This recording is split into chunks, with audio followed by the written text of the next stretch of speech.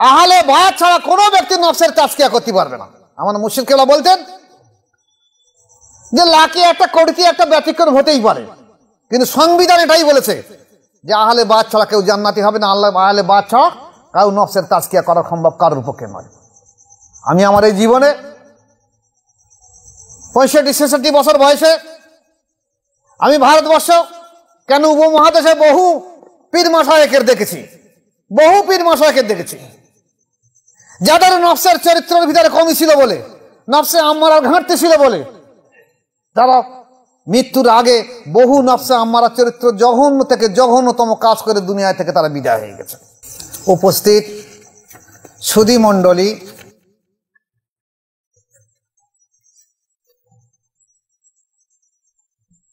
দূর দূরান্ত থেকে আগত আল্লাহ প্রেমিক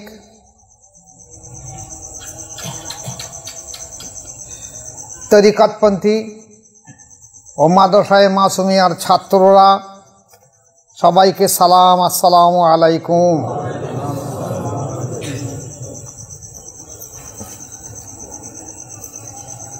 আর কয়েকটা দিন পরে সম্ভবত আজ বৃহস্পতিবার, শনিবারের দিন থেকে সম্ভবত তারাবি শুরু হবে, চার্ট অনুযায়ী তাই দেখছি, বাকি আল্লাহ ভালো জানে।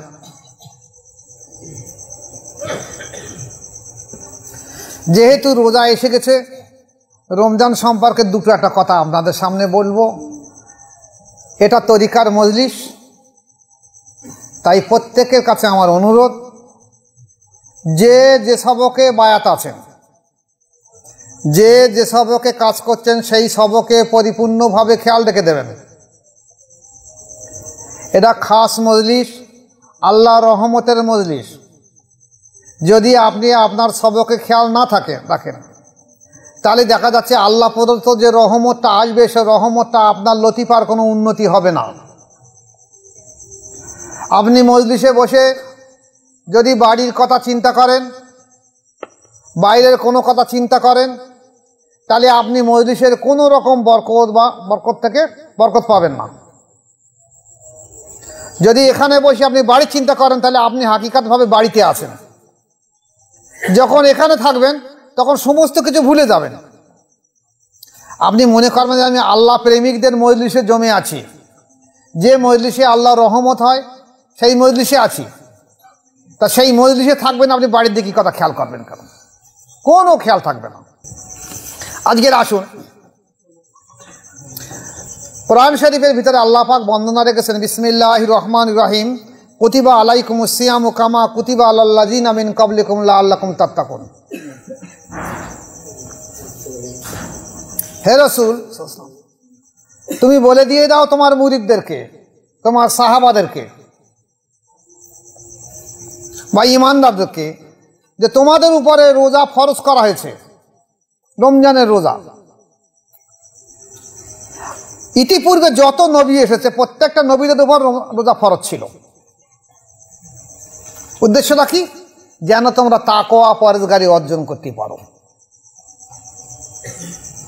তাহলে রোজার আসল উদ্দেশ্য তাকওয়া পরহেজগারি। রোজার আসল উদ্দেশ্য কিন্তু শুকানো নয়। এই সম্পর্কে দুটো একটা কথা রাখবো আলোচনা, আল্লাহ যদি তৌফিক দিয়ে দেয়। এখন রমজান শরীফের এই যে মাস, এটা তো বড় রহমতের মাস, বড় রহমতের মাস। যে মাসটা সম্পর্কে হযরতে আবু হুরায়রা রাদিয়াল্লাহু তাআলা আনহু উনি বলেছেন, দেখো আমি রাসূল পাক সাল্লাল্লাহু আলাইহি ওয়াসাল্লামের জবান থেকে শুনেছি যে এই যে রমজান শরীফ যখন মাস আসে, আল্লাহ পাক উম্মতে মুহাম্মাদের জন্য 5টা রহমত রেখে দিয়েছে। যে রহমত অন্য কোন নবীদের আর দেওয়া হয়নি, অন্য কোন নবীর কওমদের দেওয়া হয়নি, অন্য কোন নবীর সাহাবাদের বা উম্মতদের দেওয়া হয়নি, একমাত্র উম্মতে মুহাম্মাদ ছাড়া। এই হিসেবে আমরা উম্মতে মুহাম্মদ হিসেবে আমরা গর্বিত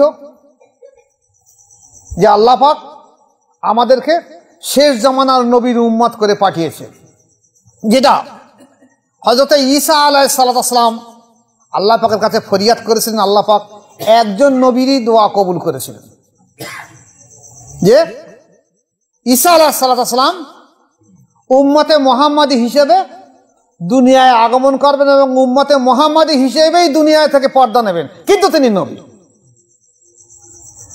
একজন নবী হয়েও তিনি উম্মতে মুহাম্মাদি হিসেবে দুনিয়ায় থেকে বিদায় নেবেন, এই আরজি আল্লাহ পাকের কাছে করেছেন, আর আল্লাহ পাক সেই দোয়া কবুল করেছেন। তাহলে আমরা কত বড় ভাগ্যবান যে নবী হয়ে জানতেন তিনি একটা রেসালাত প্রাপ্ত নবী, রেসালাত প্রাপ্ত নবী। তিনি চেয়েছেন যে আমাদের নবীর উম্মত হয়ে দুনিয়ায় থেকে চলে যাবেন, আর আমরা ফাটা কপাল, আমরা বুঝতে পারিনি, কিছু চিন্তা ভাবনা করি না যে আমরা কোন নবীর উম্মত হয়ে এসেছি, বরং আমরা ফেতনায় জড়িয়ে এসেছি। নবীর উম্মত হওয়ার যে সারগর্ব, যে উদ্দেশ্য, সেই উদ্দেশ্যটাকে আমরা ভুলে গেছি। যাক, আলোচনায় আসি, পরে ইনশাআল্লাহ হবে। তা আবু হুরায়রা তাহলে বলেছেন, দেখো রাসূল পাক সাল্লাল্লাহু আলাইহি ওয়াসাল্লাম এই উম্মতে মুহাম্মাদের জন্য 5টা খোঁজ খবরই দিয়েছে রমজান মাসের জন্য। রমজান মাসে উম্মতে মুহাম্মাদের জন্য 5টা খোঁজ খবরই। প্রথম খোঁজ খবরই কি? যে আল্লাহ রাসূল সাল্লাল্লাহু আলাইহি ওয়াসাল্লাম বলেছেন, দেখো যারা রোজা থাকবে, রোজা রাখবে, এই রোজাদারের মুখের দুর্গন্ধ, রোজাদারের মুখের দুর্গন্ধ আল্লাহ পাক বলছেন যে মেশকে আম্বার বা মৃগ নাভির থেকে ওটা আমার কাছে আরো বেশি প্রিয়। এখন এই যে রোজাদারের মুখের দুর্গন্ধ, এটা হলো স্টমাক থেকে, স্টমাক থেকে যে দুর্গন্ধ হবে সেটা। এই নয় একটা মানুষ খৈনি খায় বা ওই রকম ধরনের কোনো জিনিস খায়, বা ভালো করে সে দাঁতনও মেশাক করে না, ব্রাশও করে না, জিভও চাঁচে না, তার মুখের দুর্গন্ধ আছে। এ দুর্গন্ধ নয়। ওই দুর্গন্ধ, যে দুর্গন্ধ রোজা রাখার কারণে স্টমাকে, পেটে এক ধরনের গ্যাস পয়দা হয়, সেই দুর্গন্ধটা যখন বাইর হয় জবান দিয়ে, মুখ দিয়ে, আল্লাহ পাক তার উপরে সন্তুষ্ট। আল্লাহ পাক বলেন কি, এই দুর্গন্ধটা মৃগ নাভি বা মেশকে আম্বার থেকে আমার কাছে অনেক বেশি প্রিয়, কারণ এই ব্যক্তি রোজা রেখেছে কি জন্য? শুধু আমার উদ্দেশ্যের জন্য। দুনিয়া মানুষের জন্য খানা বড় সংস্থান আমি করে দিয়েছি, জমিনের উপরে এবং জমিনের নিচে কীট পতঙ্গ থেকে আরম্ভ করে সমস্ত সৃষ্টিকে আমি খাদ্য দিয়েছি, সমস্ত প্রাণী জগৎকে আমি খাদ্য দিয়েছি। আবার আমি আদম বা মানুষকে শ্রেষ্ঠ জাতি হিসেবে তৈরি করেছি, তারা আমার হুকুম এত বেশি প্রতিপালন করে যে খাদ্য সামনে থাকলেও রমজান শরীফের মাসে তারা খানা গ্রহণ করে না। এমনকি দেখা গেছে ইফতারের সময় খানা সামনে রয়ে গেছে, অন্যান্য সময় একটা মানুষ যখন খানা সামনে আসার সঙ্গে সঙ্গে অনেকে দোয়া পড়ার সময় পায় না,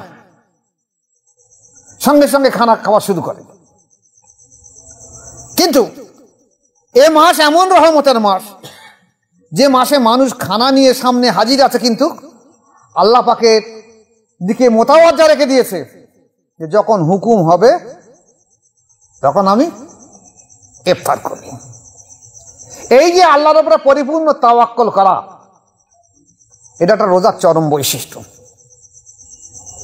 তাই রোজার মাসে আপনারা যদি মেসওয়াক করেন,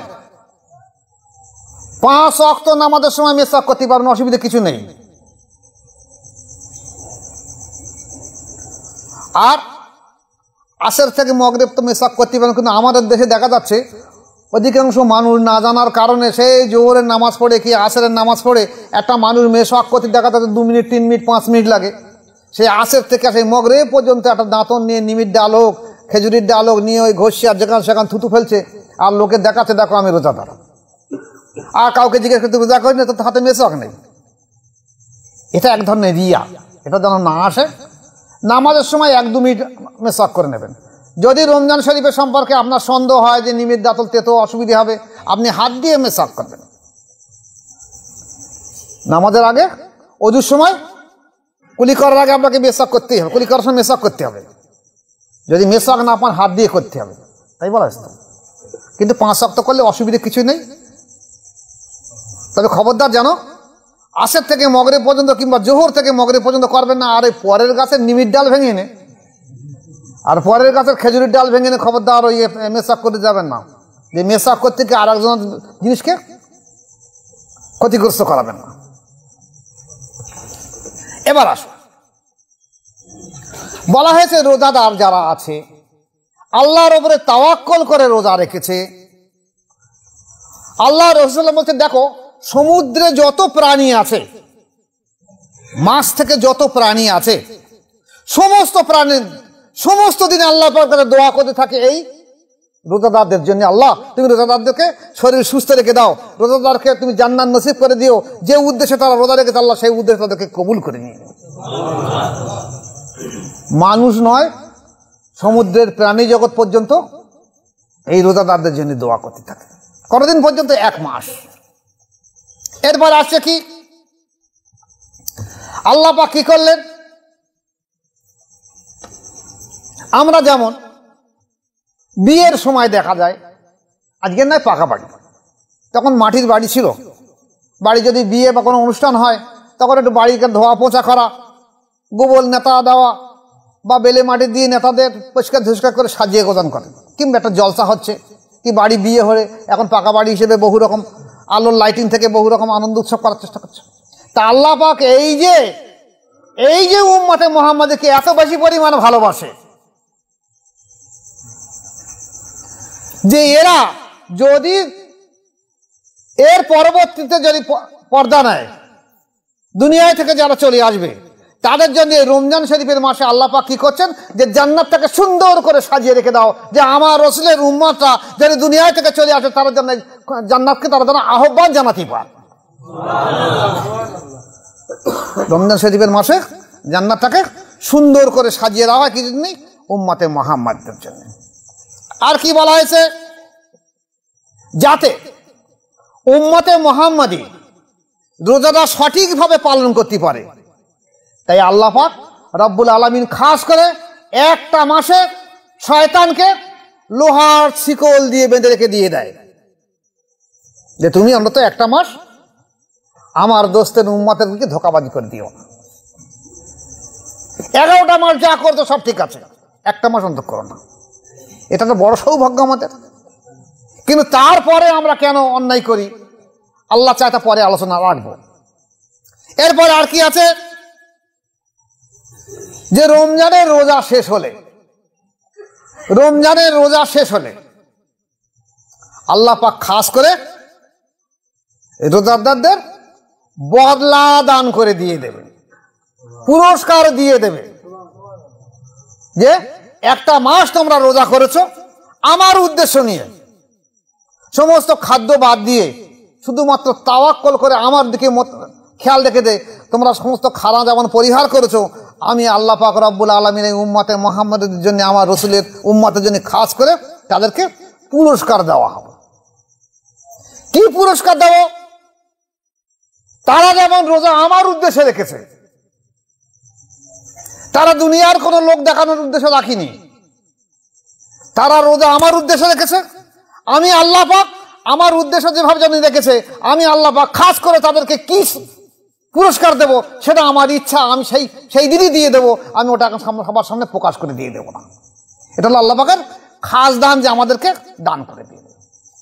এখন আসুন, এত বড় নিয়ামত থাকার পরেও দেখা যাচ্ছে রমজান শরীফ রোজা নিয়ে বিরাট বিভ্রান্ত আছে।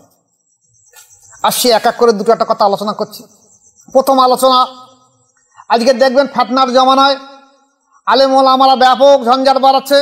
তারাবি 8 রাকাত না 12 রাকাত, 8 রাকাত না 20 রাকাত। ফিতনার দিকে যাবেন না,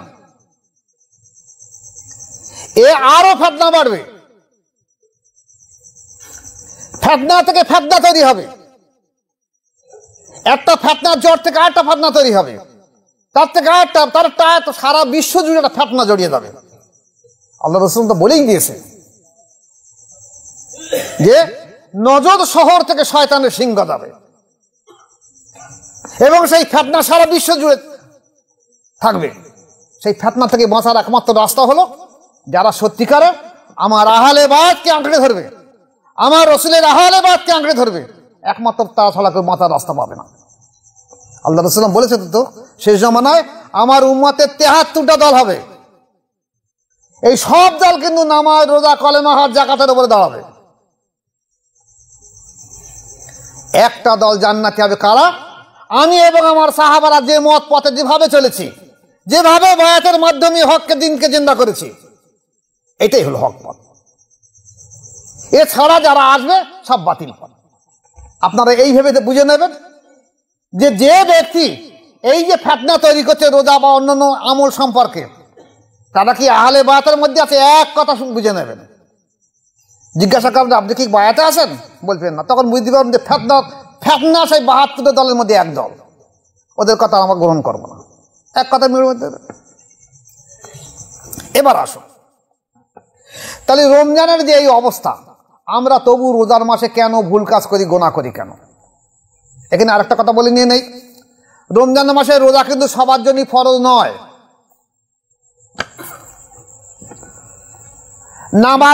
নাবালক এবং নাবালিকাদের জন্য রোজা ফরজ নয়, মুসাফিরদের জন্য রোজা ফরজ নয়, অসুস্থ মানুষদের জন্য রোজা ফরজ নয়।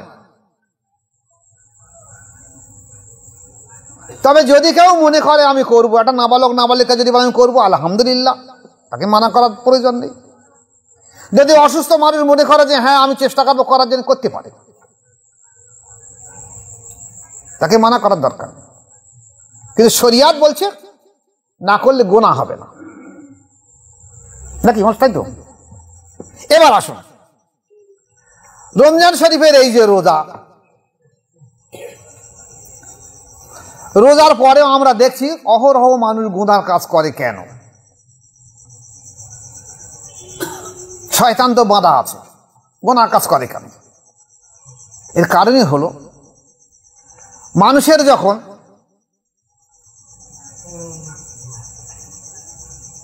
খিদে পায়, পিপাসিত হয়, খিদে পায় বা পিপাসিত হয়, তখন দেখবে অধিকাংশ মানুষ খিটখিটে স্বভাবের হয়ে যায়। শয়তান কোনো একটা সুযোগ দিয়ে তার ভিতরে ঢোকে। আর মূল জিনিস হলো রমজান কিন্তু সবার জন্য ফরজ নয়। আমি আগে বলেছি পহেলা কলেমা বা বায়াত, ইসলামের যে বুনিয়াদ পাঁচটা, কলেমা, নামাজ, রোজা, যাকাত, হজ। পহেলা কলেমা, এই কলেমা মানে আহলে বায়াতের কলেমা।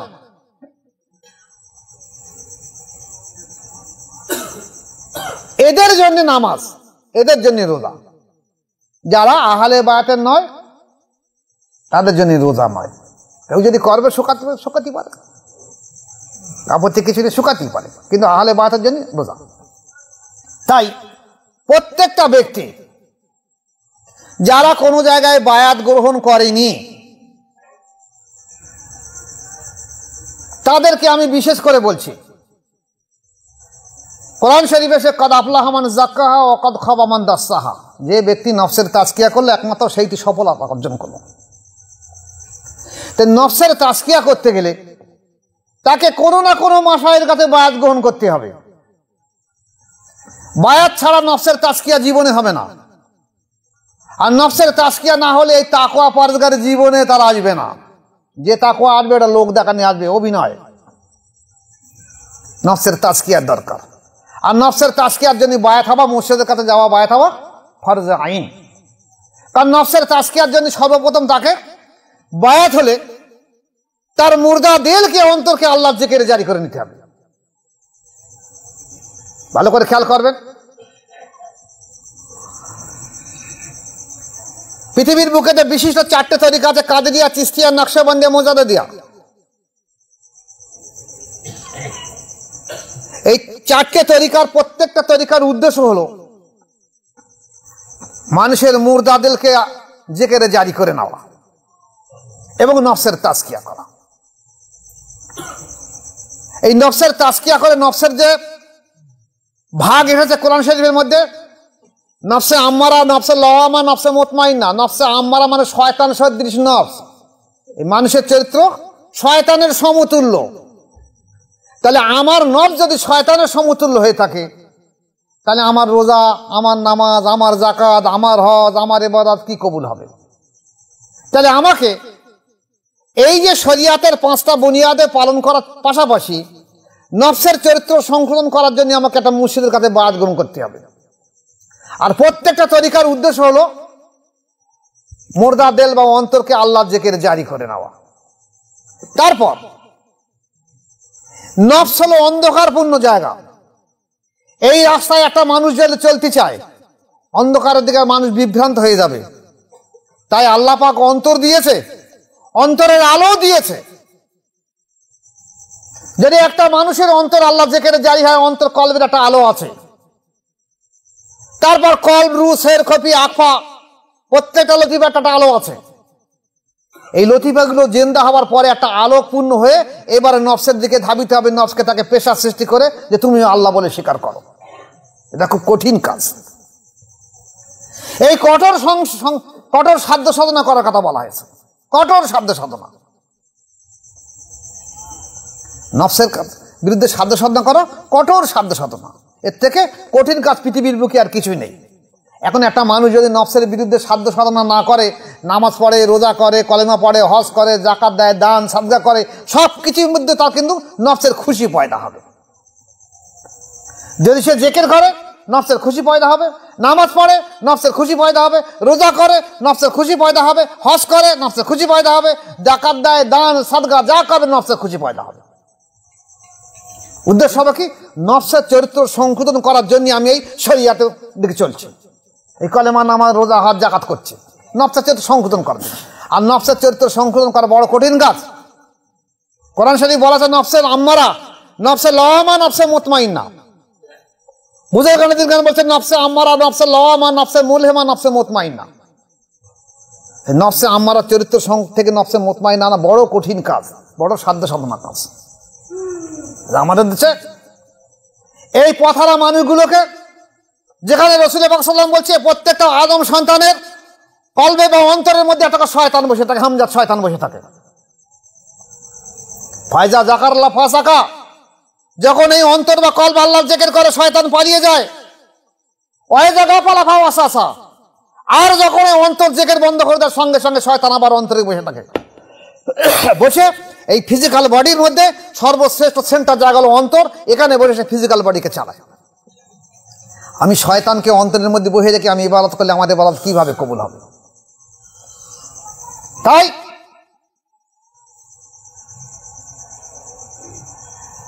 আমি শুধু আমাদের খানকা শরীফের সমস্ত মুরিদ মুতাকিদের নয়, মাদ্রাসা মাসুমিয়ার ছাত্র নয়, সমস্ত বিশ্ববাসীর কাছে আমি আহ্বান জানাচ্ছি। রমজান আগত, রমজান এসে গেছে।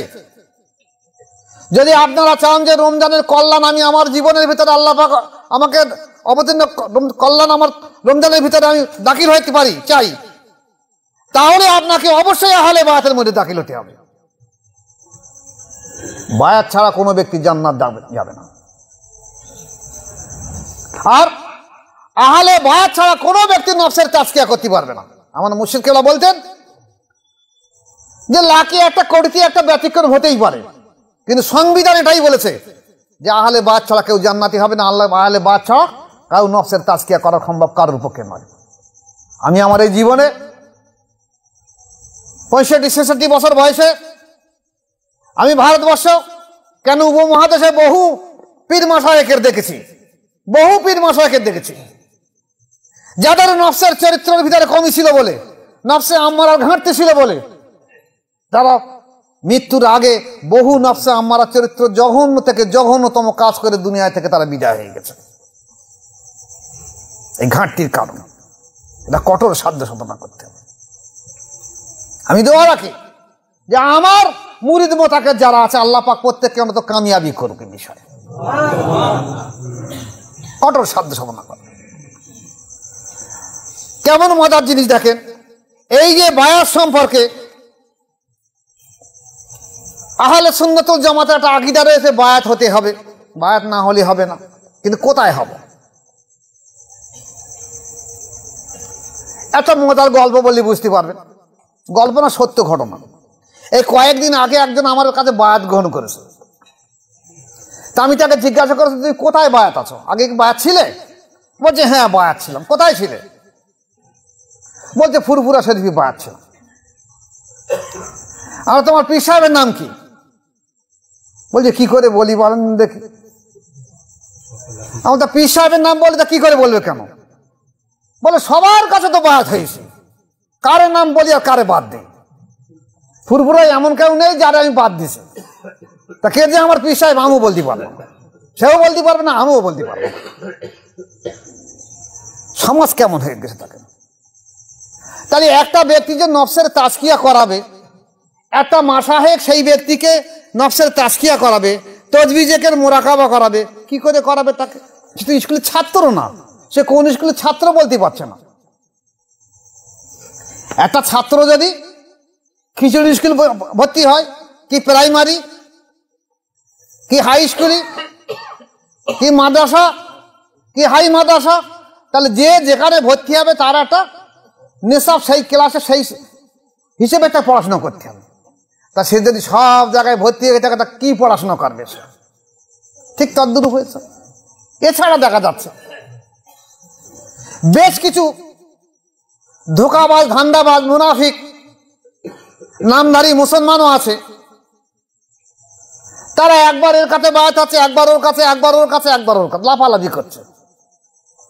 কোনো ব্যাংক যেরকম লাফালাফি করে সেরকম করছে। কার কাছে যায়? উদ্দেশ্যটা কি?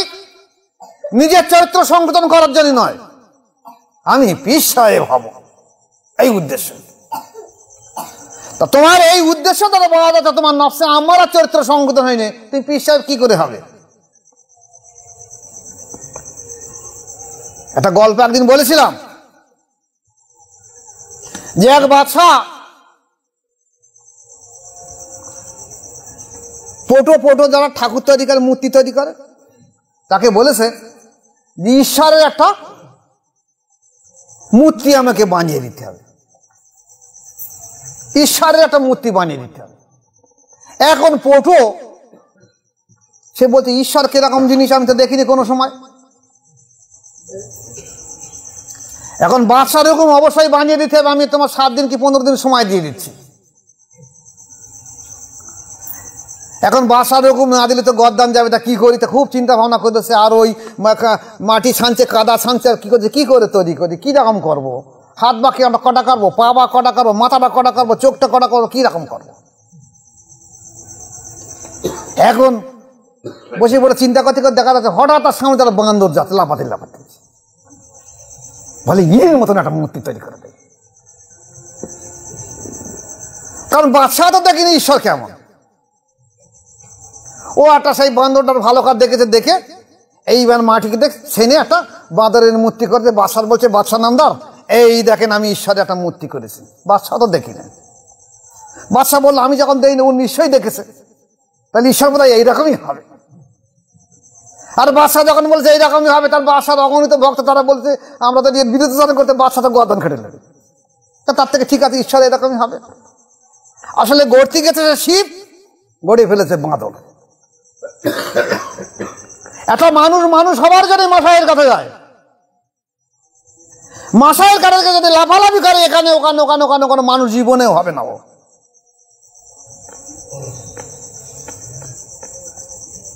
দেখবেন কেমন মজার জিনিস। এই মজাদের তরিকা, যে তরিকা হাজী রিয়াস আলী খান শাহজাহানপুরী রহমতুল্লাহ আলাইহ উত্তরপ্রদেশ থেকে বড় সাধ্য সাধনা করে বাংলার বুকে এসেছে। তখন এই রাজারহাটে মার্টিন কোম্পানির ট্রেন চলতো, এখান থেকে সেই বাংলাদেশ হাসনাবাদ পর্যন্ত যেত। সেই কষ্ট করে সেই উত্তরপ্রদেশ থেকে সেই এই মোজারের তরিকা প্রচার করার জন্য এখানে এসেছে। এই যে বাংলাদেশে এসে কিছু খেলাফত দিয়ে গেছে। তারপর আল্লাহ পাকের অশেষ দয়া হলো, বহু খেলাফত থাকলে কি হবে, আমিনুদ্দিন হাসনাবাদী রহমতুল্লাহ আলাইহি মূল জায়গায় দাঁড়িয়ে গেলেন, আল্লাহ তাকে কবুল করে নিয়েছে। আমিনুদ্দিন হাসনাবাদী রহমতুল্লাহ দুজনকে খেলাফত দিয়ে গেছেন। প্রথমে দিয়ে গেছেন চৈতে মুজিবুর রহমান সাহেবকে, উনি ইন্তেকাল করেছে। আর পরে দিয়ে গেছেন ওনার ছেলে হেকিম আব্দুল হাকিম রহমতুল্লাহ আলাইহি, যিনি আমার দাদা পীর সাহেব। উনি 39 জন খলিফা বাংলাদেশের বুকে রেখে গেছেন। এই 39 জন খলিফা আব্দুল হাকিম রহমতুল্লাহ নেসবত পেয়েছে তারা। কিন্তু ভণ্ডামি কেমন রুড়িয়েছে দেখেন তরিকার মধ্যে। এদিন বাংলাদেশ থেকে একজন ফোন করলো, বললো আমি আপনাকে কাছে বায়াত গ্রহণ করবো, আমি ইউটিউবের মাধ্যম দিয়ে আপনার আলোচনাগুলো শুনছি।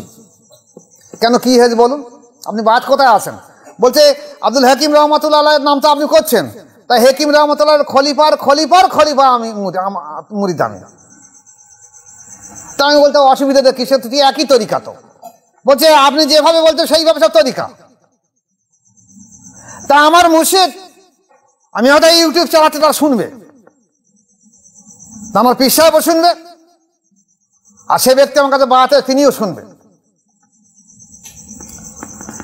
বলছে আমার কলবে সবক দিয়ে তার 4 বছর আমি কলবে কোনো অনুভূতি পাইনি।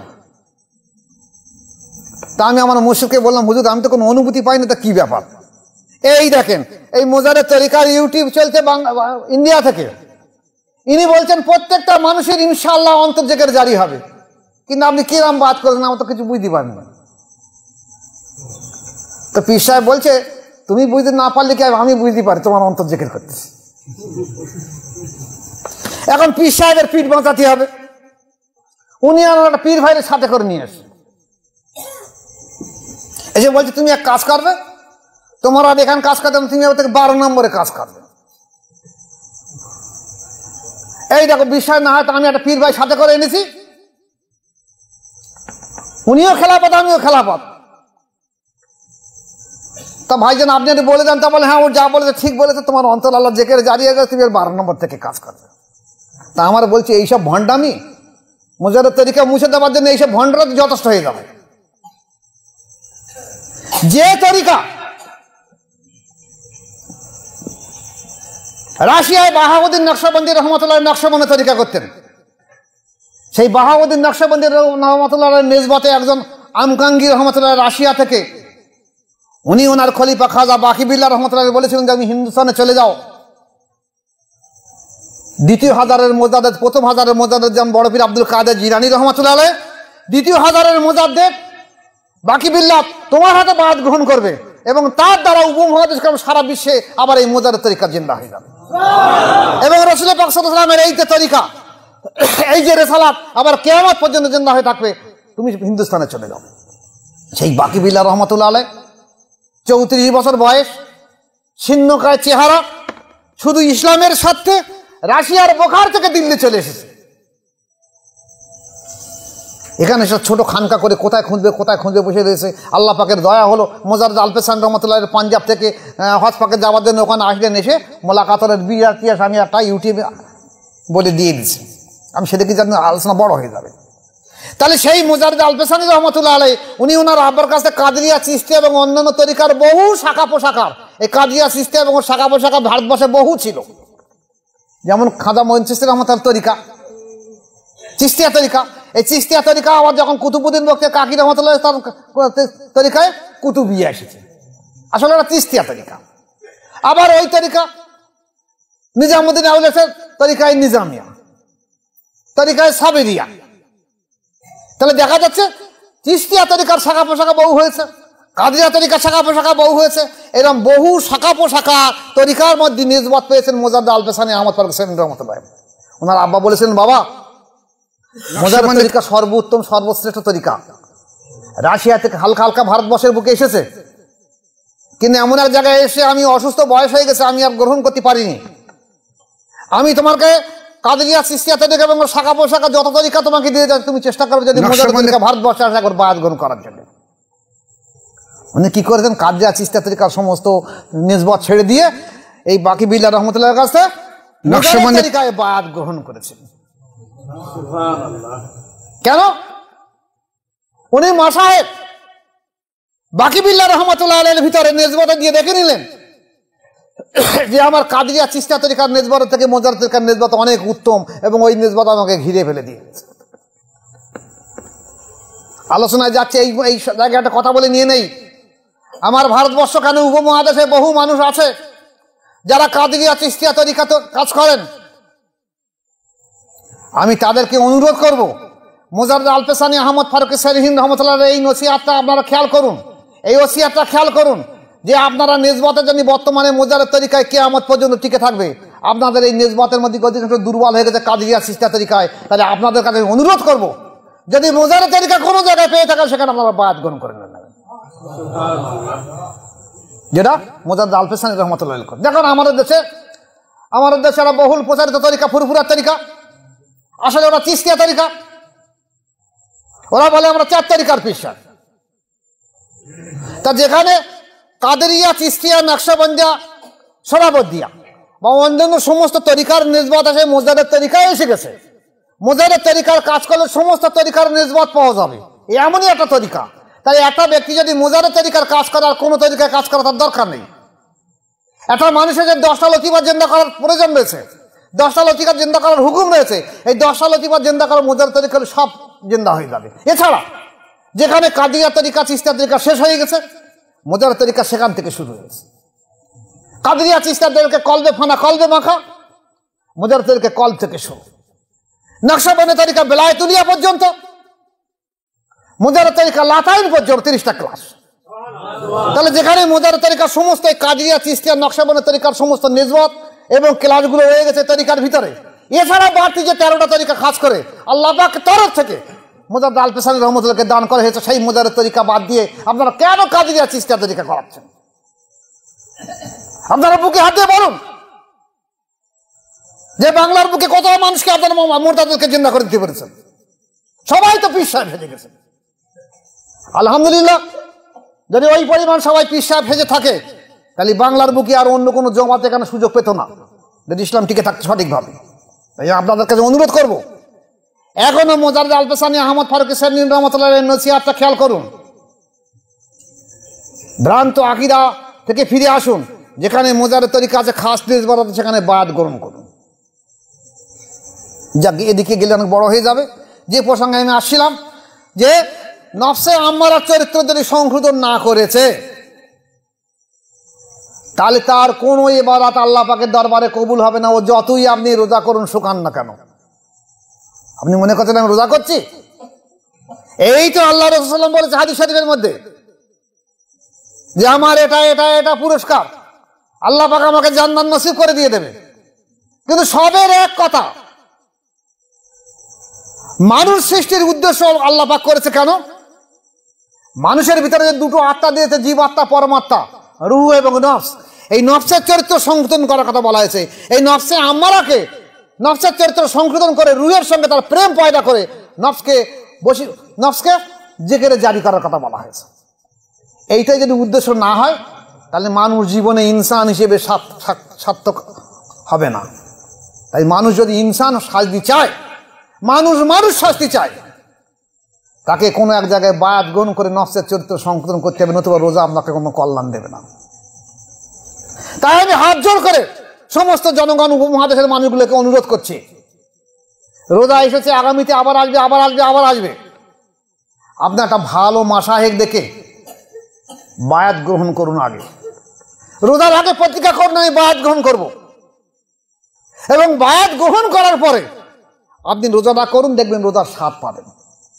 যেহেতু রোজার তাওয়াক্কুল হিসেবে আপনি করছেন, দেখবেন রমজান মাসে খুব অল্প সময়ের মধ্যে আপনার উন্নতি হয়ে যাবে।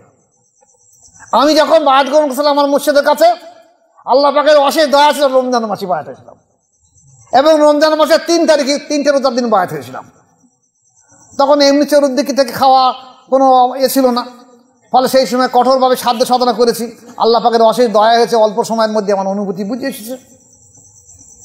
তাহলে যেহেতু রোজার মাসে বহু দিক দিয়ে মানুষ ভালো থাকার চেষ্টা করে, যদি একটুখানি বায়াত গ্রহণ করে নফসের বিরুদ্ধে কঠোর সাধ্য সাধনা করে, তাহলে রোজা তার জীবনে কামিয়াবি হবে অবশ্যই। আর যদি তার জীবনে রোজা আল্লাহ পাক কবুল করে, তাহলে এত বড় খোশ নসিব তার জীবনের উপরে আসবে। তাই আমি বিশেষ করে আমার মুরিদদেরকে, বাংলা ভাষাভাষী মানুষ, উপমহাদেশ সমস্ত মানুষের কাছে আমি অনুরোধ করব, ভুল ওপরে দেখাবেন না, আমার কথাটা ভুল বুঝবেন না, ভুলভাবে নেবেন না। প্রত্যেকে চেষ্টা করবেন, যদি কেউ মনে করে কেন বায়াত না হলে চলবে না, আমার বক্তব্য আপনি বায়াত হয়ে 40টা দিন কাজ করে দেখুন না, কেন ভুলের ওপরে দাঁড়িয়ে রয়েছেন। মুর্শিদ ছাড়া আপনার অন্তর যেখানে জারি হবে কি করে? যদি হয় তা বলে দেন, আমি এতটা মুরিদ আছে, আমার এই লক্ষাধিকের মতো মুরিদ আছে, আমি সবাইকে বলে দেবো আপনাদের কাছে যেতে। বলে দেন যে হ্যাঁ, বায়াত ছাড়া আমার অন্তর যেখানে জারি আছে। একজন ব্যক্তি বলুক, একজন আলেম ওলামা বলুক, তা না করে শত ফ্যাটনা জুড়ে দেওয়া। এই দেখেন না, আমাদের এই বেশি দূর যেতে হবে না, আমাদের বসিরহাটে আবার নতুন পীরের আবির্ভাব হয়েছে। তার কোনো মাসায়েক নেই, একটা পীর যাদের মাথায় একটা পাগড়ি বেরোতে সে পীর সাহেব বনে গেছে। কি অনলাইনের পীর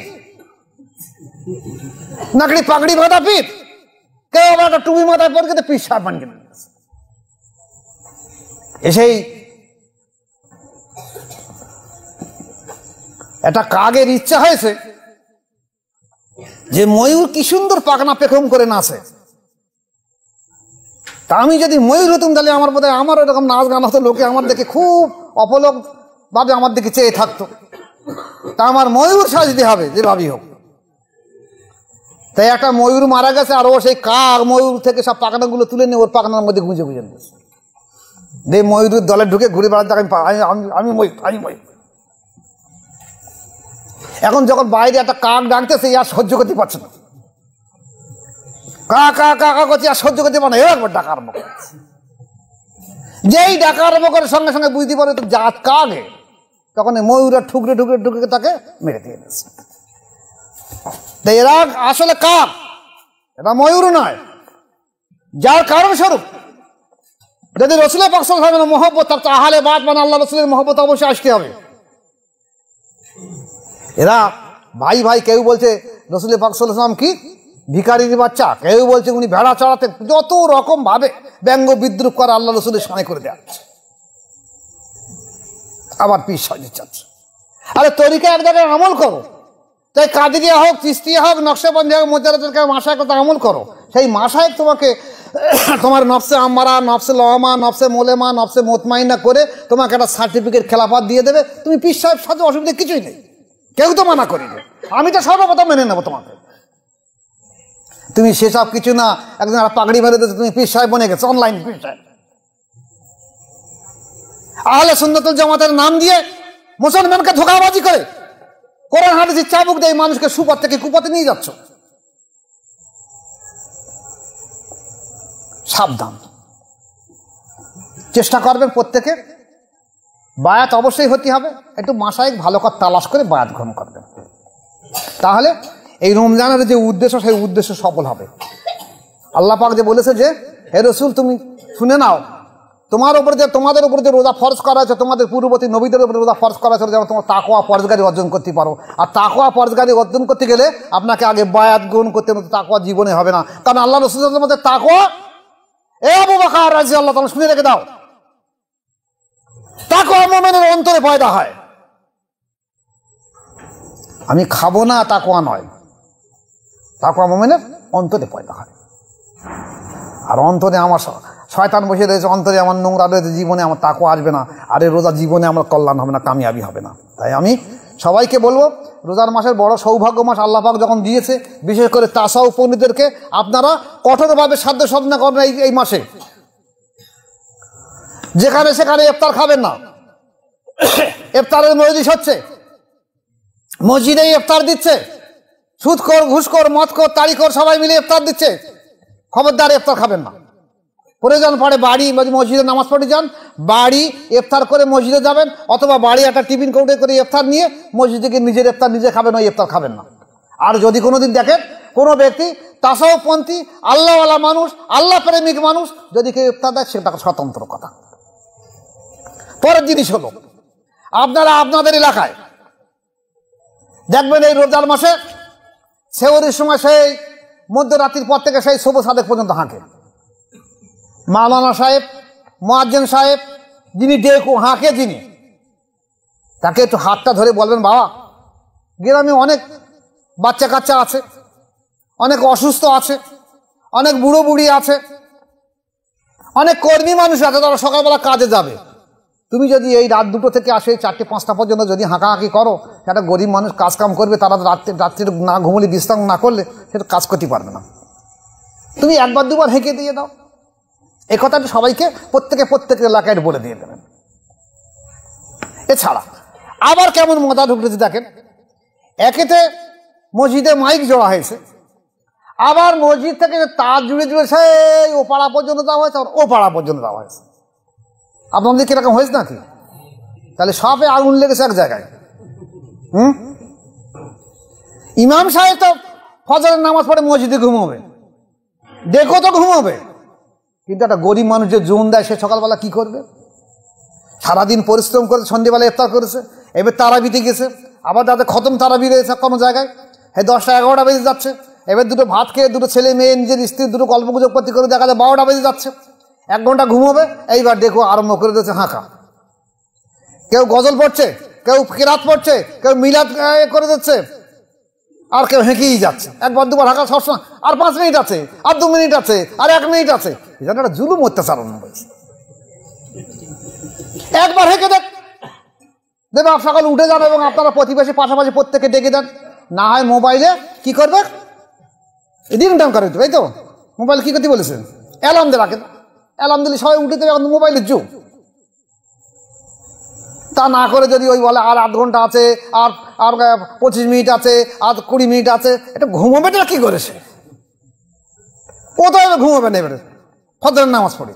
তাহলে গরিব মানুষগুলো কি হবে? অসুস্থ মানুষ আছে।